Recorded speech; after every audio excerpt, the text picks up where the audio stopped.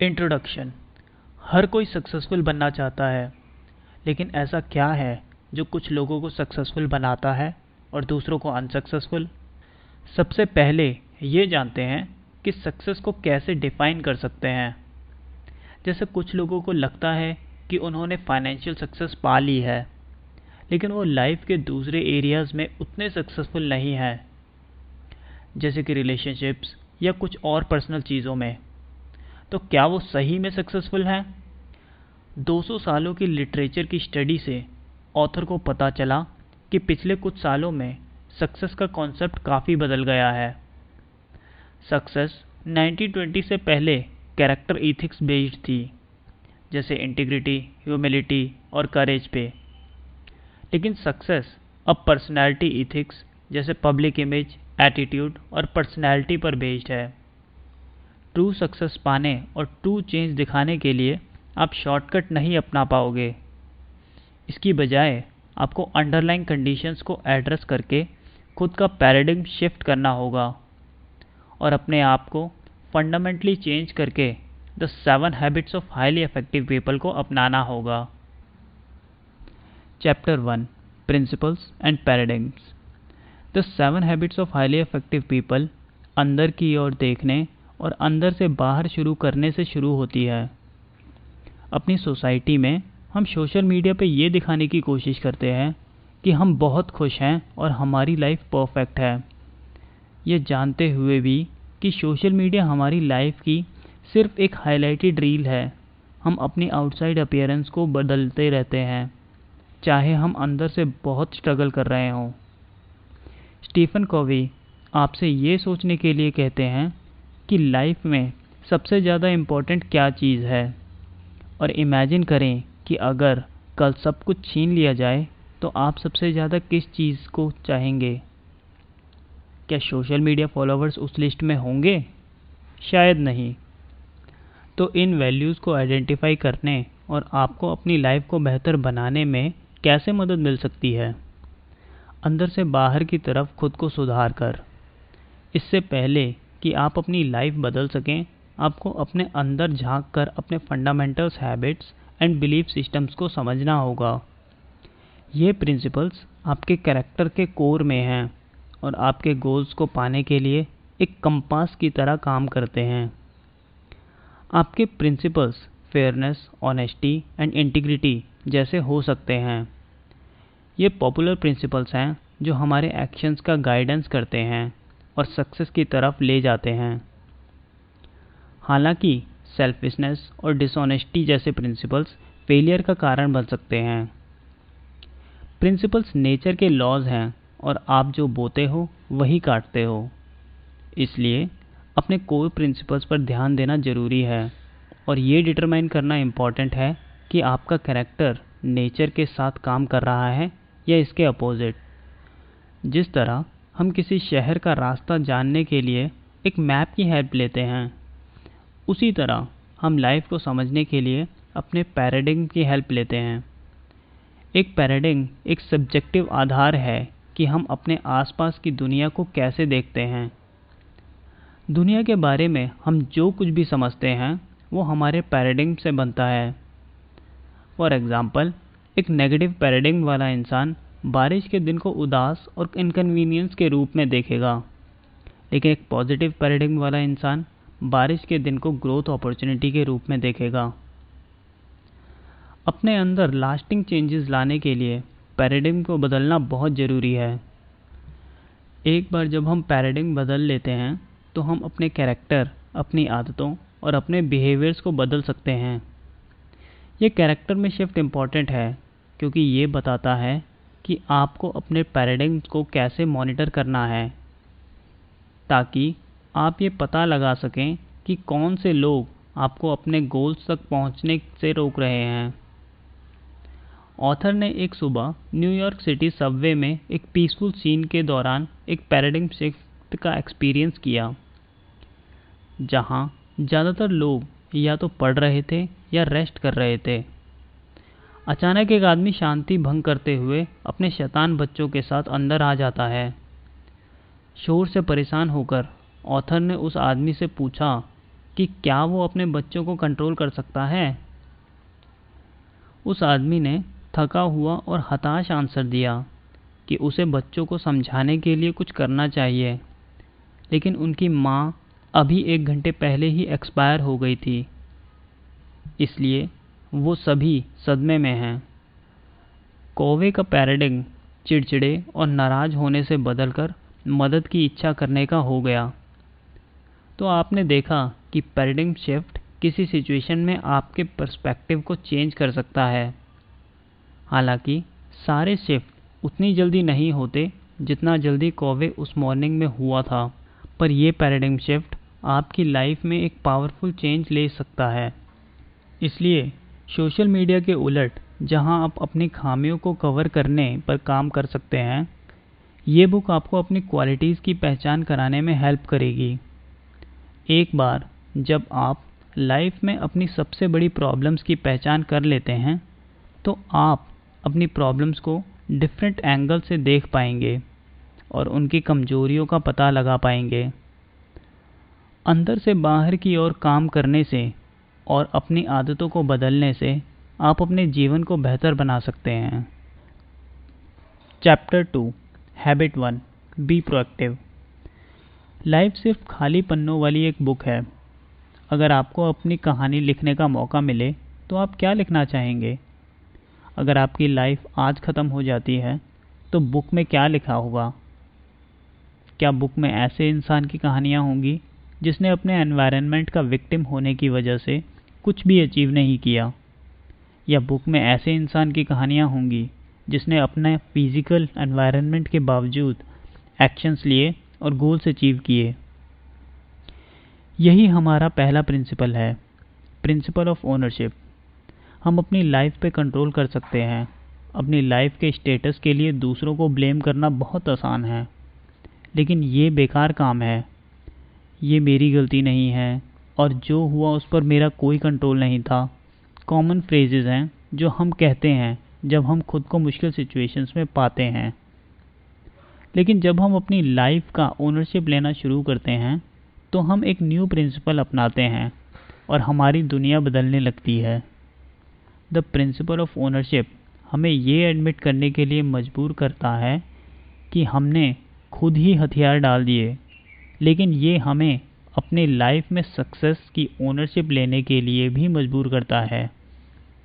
ये paradigm shift हमारी पहली आदत शुरू कराता है, जो कि है बी प्रोएक्टिव। प्रोएक्टिव लोग एक्शन लेते हैं। वो अपनी लाइफ की ओनरशिप खुद लेते हैं। फॉर एग्ज़ाम्पल, प्रोएक्टिव लोग हेल्दी लाइफस्टाइल बनाने के लिए डायग्नोसिस का वेट नहीं करते। वो अपने बॉस का ऑर्डर देने का वेट नहीं करते। इसकी बजाय वो प्रॉब्लम्स को समझते हैं और सॉल्यूशन निकाल लेते हैं।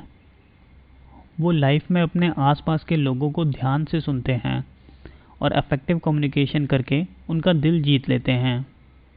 प्रोएक्टिव लोगों और रिएक्टिव लोगों के बीच डिफरेंस को समझने के लिए आपको सर्कल ऑफ कंसर्न को समझना होगा।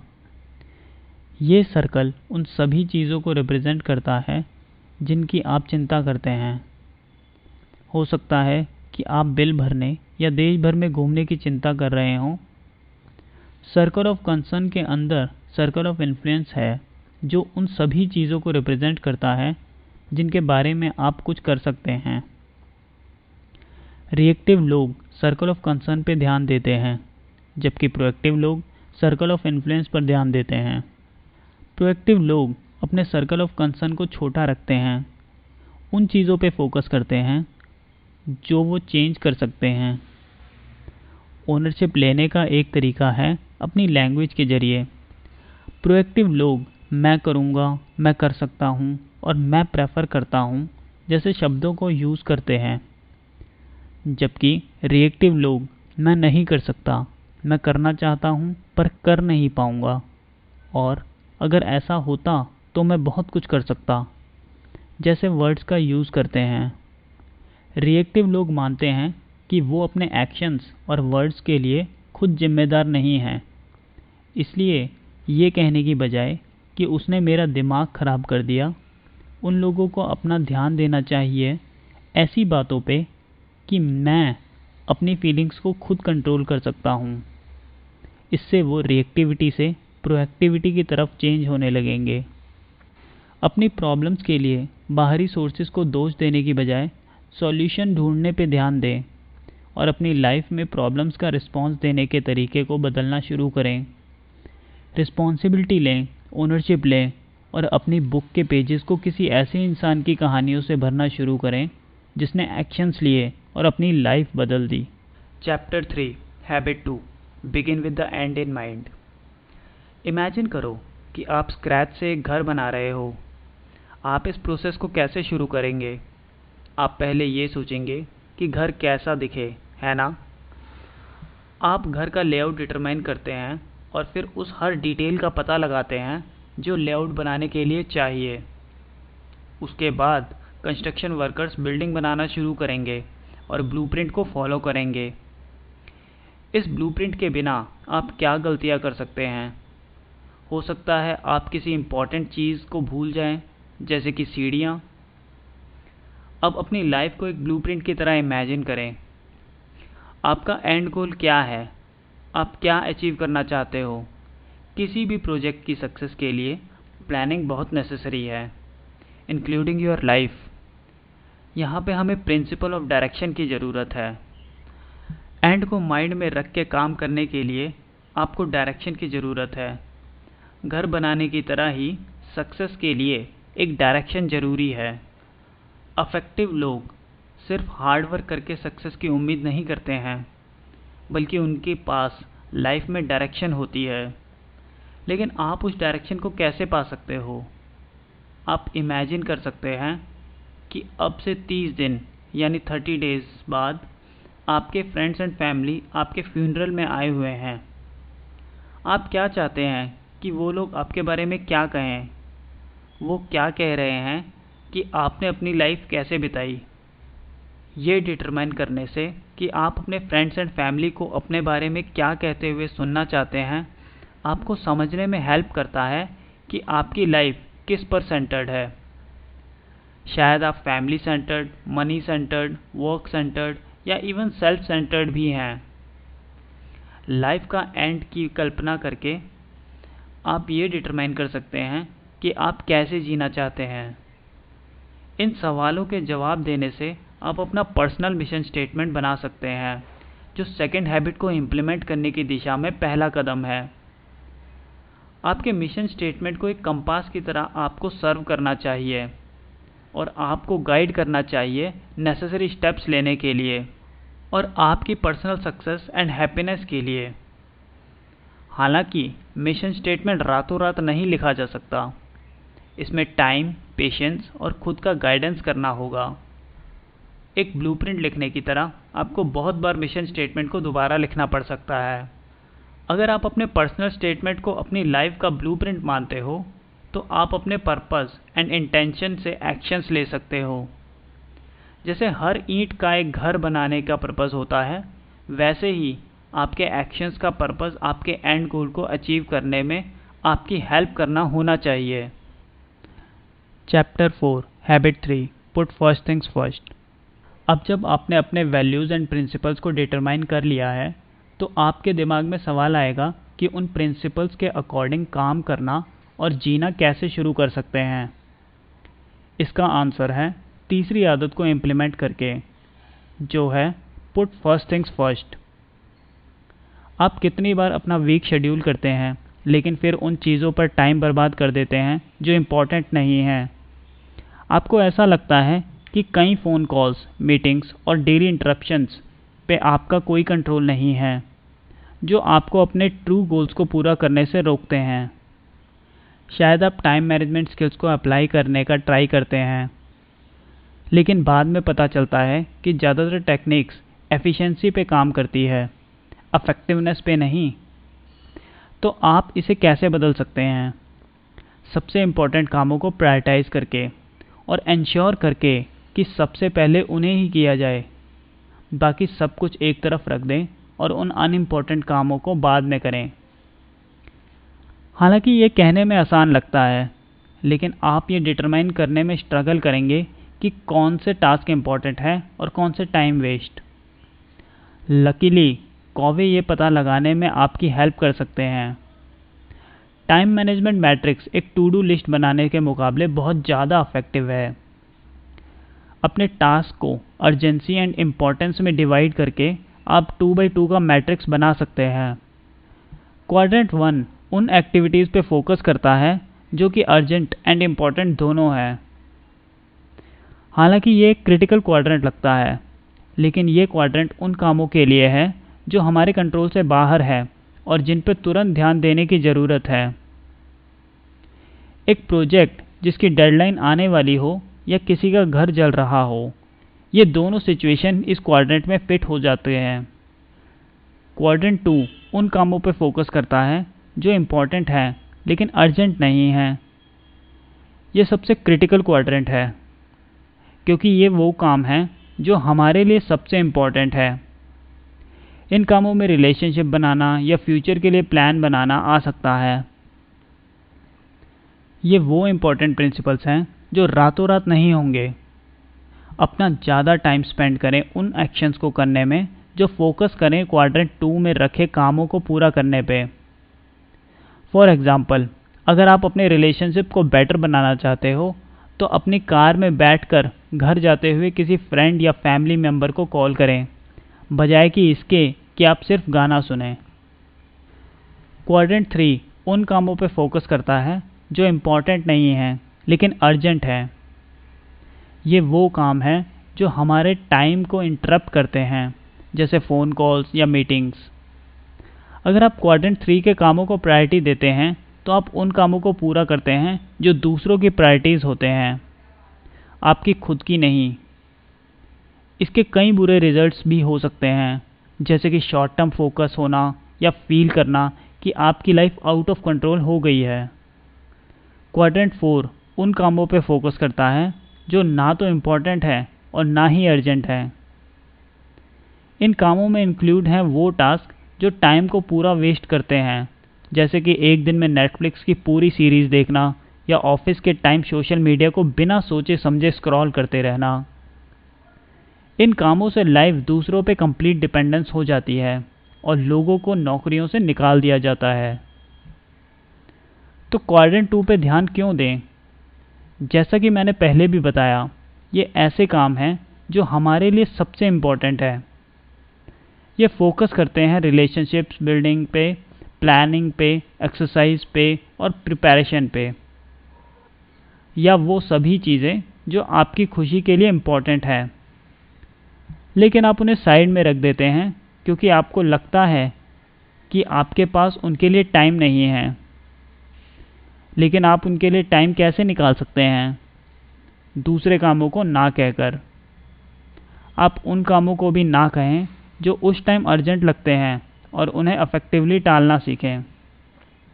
क्वाड्रेंट 2 को इम्पोर्टेंस देकर आप अपने कामों को इनसाइड आउट देखना शुरू कर सकते हैं। आप अपने काम को सॉलिड कोर प्रिंसिपल्स के साथ शुरू करते हैं और जब प्रॉब्लम्स आते हैं आप उन्हें टुकड़ों में बांटकर उन्हें सॉल्व करना शुरू कर सकते हैं। For example, shopping centre managers के साथ काम करते टाइम ऑथर ने महसूस किया कि मैनेजर्स को पता था कि स्टोर मालिकों के साथ रिलेशनशिप बनाना इम्पोर्टेंट है और इसका पॉजिटिव इम्पैक्ट पड़ सकता है। फिर भी वो अपना 5% से भी कम टाइम इसे करने में बिताते थे। इसकी बजाय मैनेजर्स ने अपना ज़्यादातर टाइम क्वाड्रेंट 1 के कामों पे बिताया, जैसे फ़ोन कॉल्स करना, ईमेल का आंसर देना, मीटिंग्स अटेंड करना और रिपोर्ट लिखना। मैनेजर्स भी चेंज लाना चाहते थे, इसलिए मैनेजर्स ने अपना 1/3 टाइम स्टोर मालिकों के साथ रिलेशनशिप बनाने में बिताना शुरू किया, जिसका इम्पैक्ट बहुत बड़ा हुआ। मैनेजर्स को सेटिस्फैक्शन और रेवेन्यू में भी ग्रोथ मिली। मैनेजर्स ने क्वाड्रेंट 2 को प्रायोरिटाइज दी और क्वाड्रेंट 1 के कामों की तरफ अपना परसेप्शन चेंज किया और उन कामों को ना कह दिया जो इम्पोर्टेंट नहीं थे। अगर आप तीसरी आदत को इम्प्लीमेंट करना शुरू करना चाहते हैं तो शुरू करने का सबसे अच्छा तरीका है कि आप अपना खुद का मैट्रिक्स बनाएं और क्वाड्रेंट 2 के कामों को पहचानें जिनको आप निगलेक्ट कर रहे हैं। क्वाड्रेंट 2 के काम करने के लिए कमिटेड रहें और अपने एक्शंस को प्रायोरिटाइज करना शुरू करें। Chapter 5 habit 4 think win win. Life में आपको बहुत कंपटीशन मिलेगा। इतने टफ कंपटीशन में लोग किसी चीज़ को पाने के लिए झूठ और फरेब कर सकते हैं। शायद आप भी इस बात को मानते होंगे। क्या सच में आपको टफ कंपटीशन में जीना मुश्किल लगता है? अगर आपको पैसे कमाने के लिए झूठ बोलना और धोखा देना पड़ रहा है तो आप अपने ऑनेस्टी और इंटीग्रिटी के खिलाफ जा रहे हैं।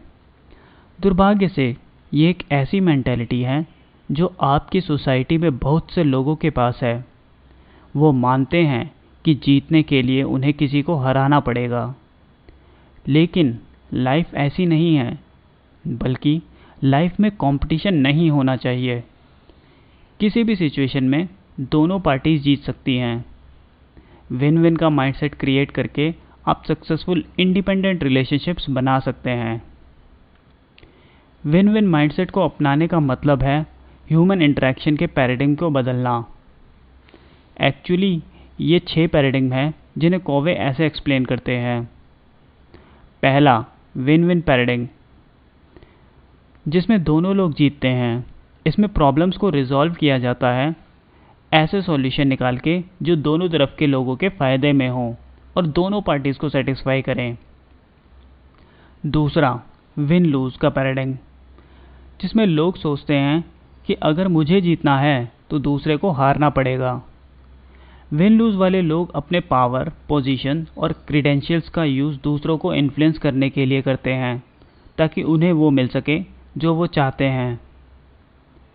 तीसरा, लूज़ विन का पैराडिग्म, जिसमें लोग सोचते हैं कि अगर मैं हार गया तभी दूसरा जीतेगा। लूज़ विन वाले लोगों का गोल अपने आसपास के लोगों को खुश करना और पॉपुलैरिटी पाने का होता है। चौथा, लूज़ लूज़ पैराडिग्म, जिसमें दोनों लोग हारते हैं। जब भी दो विन लूज़ सोच वाले लोग या दो डिटरमाइंड, जिद्दी और अहंकार वाले लोग एक दूसरे के साथ बात करते हैं तो ये हमेशा लूज़ लूज़ यानी हार हार की सिचुएशन बनती है। पांचवा, विन पैराडिग्म, जिसमें लोग सिर्फ इस बात की चिंता करते हैं कि वो जीत रहे हों, फिर चाहे दूसरा इंसान हारे या जीते, इससे उन्हें कोई मतलब नहीं होता। लास्ट पैराडिग्म विन विन या नो डील माइंडसेट है, जिसमें लोगों का मानना है कि अगर दोनों के बेनिफिशियल वाला समझौता नहीं किया जा सकता तो कोई डील नहीं हो सकती। सॉल्यूशन ढूंढने की कोशिश करते टाइम सबसे इम्पोर्टेंट बात यह है कि आप ध्यान से वही सॉल्यूशन ढूंढें जो आपके प्रिंसिपल्स को फॉलो कर रहे हो। ये प्रिंसिपल ऑफ एबंडेंस का एग्जाम्पल है। प्रिंसिपल ऑफ एबंडेंस एक एबंडेंस मेंटालिटी को अपनाता है, जिसका मतलब है कि आप मानते हैं कि सभी के लिए सब कुछ मोर देन इनफ अवेलेबल है। जिनके पास एबंडेंस मेंटालिटी नहीं है उनके पास एक स्कार्सिटी मेंटालिटी है और वो मानते हैं कि अगर उन्हें जीतना है तो दूसरे इंसान को हारना पड़ेगा। दूसरे शब्दों में, उनके पास ऐसी मेंटालिटी है जिससे वो मानते हैं कि ये शहर हम दोनों के लिए काफ़ी नहीं है। अगर आप विन विन के बारे में सोचते हैं तो आप पॉजिटिव रिलेशनशिप्स बनाएंगे, क्योंकि आप दोनों तरफ के लोगों को धीरे धीरे हारने की बजाय उन्हें मजबूत करेंगे। एक बार अपने आप को दूसरे इंसान की जगह पर रखें और उन सॉल्यूशंस को लिखें जिनसे दूसरा इंसान जीत पाएगा। उसके बाद लिखें कि आप कब जीत पाएंगे और फिर ऐसे सॉल्यूशन पे आएं जिसमें दोनों तरफ की जीत पक्की हो। Chapter 6 habit 5 seek first to understand then to be understood. Imagine करो कि आप ऑप्टोमेट्रिस्ट यानी कि आंखों के डॉक्टर के पास जाते हो और डॉक्टर को समझाते हो कि आपको दूर की चीज़ों को देखने में प्रॉब्लम हो रही है। फिर वो आंखों का डॉक्टर अपना खुद का चश्मा उतारता है और ये कहते हुए आपको देता है कि ये मेरे लिए सालों से काम कर रहे हैं, उन्हें आप भी यूज़ करें, ये आपके लिए भी काम करेंगे। उसने कोई सवाल नहीं पूछा, कोई टेस्ट नहीं किया, डॉक्टर सिर्फ एक आसान सॉल्यूशन देता है जो कि आपकी मदद नहीं करेगा। उसके बाद आप उस डॉक्टर के पास कभी वापस नहीं जाएंगे, क्योंकि आप उस पर भरोसा नहीं कर सकते। इमेजिन करो कि आप लाइफ में एक मुश्किल टाइम से गुजर रहे हो, जैसे तलाक, किसी अपने की डेथ, नौकरी छूटना, एक्सेट्रा। ऐसे टाइम में आप किसकी सलाह लेना चाहेंगे? कोई ऐसा इंसान जिसने कभी आपकी जैसी सिचुएशन फेस नहीं की, या कोई ऐसा इंसान जो आपकी सिचुएशन को अच्छी तरह समझता है? आप उसी के पास जाएंगे जो आपकी सिचुएशन को समझता है। आप उन लोगों पर भरोसा करते हो जो आपकी बात सुनते हैं, इसलिए आप उनकी सलाह की रिस्पेक्ट करते हैं। चाहे वो डॉक्टर हो या दोस्त, आप उन लोगों पर भरोसा करते हो जो समझते हैं कि आप क्या कर रहे हैं। किसी को सुनना ही उसे समझने की चाबी है। अगर डॉक्टर ने आपकी बात ध्यान से सुनी होती तो वो आपकी प्रॉब्लम को सॉल्व करने के लिए आपको कोई भी चश्मा देने की बजाय बेहतर तरीके से आपकी मदद करता। सुनने की बात करें तो सुनने की सबसे इफेक्टिव फॉर्म एम्फेटिक लिसनिंग है, जिसे अचीव करने के लिए एक आदर्श बदलाव की ज़रूरत है। हम आम तौर पर पहले दूसरों को समझने की कोशिश नहीं करते हैं। इसकी बजाय हम अपनी बात दूसरों को समझाने की कोशिश करते हैं। हर इंसान या तो बोल रहा होता है या बोलने की तैयारी कर रहा होता है, ना कि समझने की तैयारी कर रहा होता है। कम्युनिकेशन के एक्सपर्ट्स के अकॉर्डिंग हमारे कम्युनिकेशन का सिर्फ 10% शब्दों से ही दिखाया जाता है, 30% रिप्रेजेंट किया जाता है साउंड से, और 60% हमारी बॉडी लैंग्वेज से रिप्रेजेंट होता है। अगर हम अपनी टिपिकल रिस्पॉन्सेस को एम्फेटिक लिसनिंग के साथ बदल दें तो आप देखोगे कि आपको दूसरे इंसान को समझने के लिए शब्दों पर ध्यान नहीं लगाना चाहिए। इसकी बजाय आपको कहे गए शब्दों के पीछे की फीलिंग और मीनिंग के बारे में बात करनी चाहिए। आपको समझना चाहिए कि शब्दों के अलावा किन इमोशंस को समझाया जा रहा है। हालांकि इस स्किल में टाइम और पेशेंस लगता है, लेकिन ये सीखना इम्पॉसिबल नहीं है कि कैसे ध्यान से सुनना है। एक बार जब आप दूसरों को समझाने की कोशिश करने की स्किल में एक्सपर्ट हो जाते हैं, उसके बाद आप समझने पर ध्यान देना शुरू कर सकते हैं। जब हम दूसरे इंसान को सही मायने में समझते हैं तो हम अपने इमेजिनेशन को इस तरह से एडिक्वेटली कम्युनिकेट और प्रेजेंट कर सकते हैं जो दूसरे इंसान को नीचा दिखाने की बजाय उसमें क्रेडिबिलिटी एंड ट्रस्ट को बिल्ड करता है। Chapter 7 habit 6 synergise. हर कोई अलग होता है ना? अगर हम सब एक जैसे सोचते और हम एक दूसरे से सीख नहीं पाते तो दुनिया बोरिंग जगह होती। दरअसल हमें एक दूसरे की ज़रूरत है। पिछले चैप्टर में हमने अफेक्टिव कम्युनिकेशन के लिए एक दूसरे को समझने और सुनने पर डिस्कशन किया था।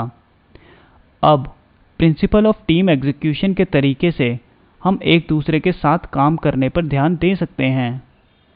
ये प्रिंसिपल कहता है कि फलने फूलने के लिए हमें एक दूसरे की ज़रूरत है, और ये कि प्रोडक्टिव इंटरेक्शंस के लिए इंडिपेंडेंस और इंटरडिपेंडेंस दोनों ज़रूरी हैं। दूसरे की बातों को समझकर और वैल्यू देकर आप सिनर्जी के लिए अपॉर्चुनिटी पैदा करते हैं। सिनर्जी एक कॉन्सेप्ट है जो कहता है कि सारे लोगों की कंबाइंड वैल्यू ज़्यादा होगी उनकी वैल्यू अलग अलग कंपेयर करने से। दूसरे शब्दों में, दो लोग एक से बेटर होते हैं। हर इंसान अलग तरह से सोचता है, लेकिन हर इंसान कुछ ऐसा प्रोवाइड करता है जो ज़्यादा से ज़्यादा फ़ायदा पहुंचा सकता है। सिनर्जी आपको एंडलेस पॉसिबिलिटीज़ के साथ नई अपॉर्चुनिटीज़ प्रोवाइड करता है।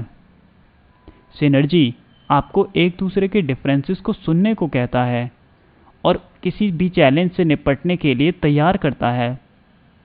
तो आप अपनी टीम के साथ कैसे तालमेल कर सकते हैं? आप पहले बताई गई 4 और 5 आदतों से शुरू कर सकते हैं और अपने आसपास के लोगों को समझते हुए विन विन सिचुएशन के तरीके ढूंढ सकते हैं। हर इंसान के लिए अलग अलग पर्सपेक्टिव्स और ओपिनियंस को इम्पोर्टेंस देकर आप अपने लिए बेहतर माहौल बना सकते हैं। फॉर एग्जाम्पल, एक बड़ी मूवी को बहुत से लोग मिलकर बनाते हैं। आप लॉर्ड ऑफ द रिंग्स या स्टार वॉर्स जैसी मूवीज़ देख सकते हो। इन मूवीज़ को क्रिएटर्स, डिज़ाइनर्स, राइटर्स और भी बहुत सी टीम्स के बिना नहीं बनाया जा सकता। टीम के हर मेंबर की अपनी ताकत होती है जिसे वो उस प्रोजेक्ट को पूरा करने में लगाते हैं।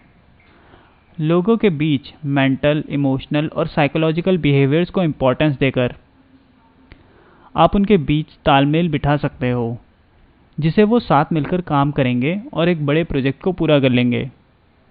इन डिफरेंसेस को मिटाने में टाइम और पेशेंस लगता है, खासकर जब आपकी लाइफ में ऐसे लोग होते हैं जो आपका साथ नहीं देते हैं। पर आप भी उनका साथ क्यों नहीं देते? हो सकता है कि आप उस इंसान से अलग सोचते हो। तो आप इन डिफरेंसेस को कैसे ख़त्म कर सकते हैं? उन लोगों की लिस्ट बनाकर शुरू करें जिनसे आपकी बनती नहीं है। सिर्फ एक इंसान को चुनें और निर्धारित करें कि उनके विचार आपसे कैसे डिफरेंट हैं।